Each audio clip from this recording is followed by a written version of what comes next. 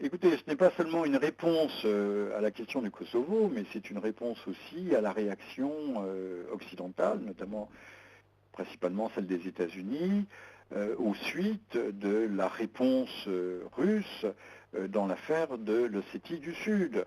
Bon, les Russes ont marqué leur présence, ne se sont pas laissés faire, ont réagi, ont peut-être surréagi, encore que, bon, ça mériterait débat, mais dans la foulée, vous le savez comme moi, la Pologne a signé l'accord d'installation des missiles antimissiles sur son territoire, ce qui n'était pas fait, ce qui était en négociation, en échange d'ailleurs de contreparties tout à fait substantielles. La Géorgie elle-même, la Géorgie a mis à disposition ces installations radars à disposition de l'OTAN et du dispositif de missiles antimissiles. C'est une nouvelle réponse du berger à la bergère. On peut peut-être appeler ça une escalade. Mais toute proportion gardée, c'est une escalade qui reste pour l'instant diplomatique. On voit mal les Américains réagir de façon plus concrète. Même s'ils ont envoyé un navire humanitaire, ça reste un navire humanitaire.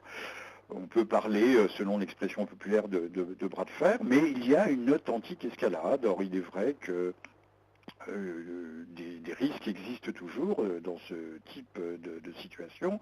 M. Sarkozy réunit un Conseil européen, à ne pas confondre avec le Conseil de l'Europe auquel appartient d'ailleurs la Russie, donc un Conseil européen le lundi prochain, le 1er septembre.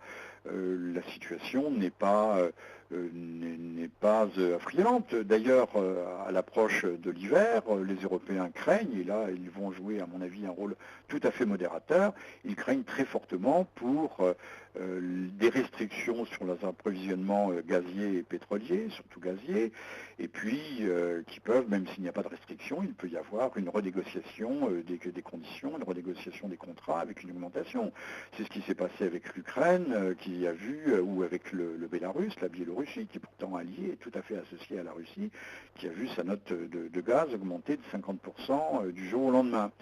Voilà, donc pas d'affolement, mais les Russes montrent qu'ils ne sont pas décidés à se laisser faire, et que même si le PIB russe actuellement est inférieur à celui du Brésil, ils ont une autre surface géopolitique et géostratégique, une autre détermination que ne possède pas le Brésil. Donc la capacité, la dimension politique d'un pays tel que la Russie est incomparable. La Russie reste une grande puissance, en tout cas elle est de retour sur la scène internationale.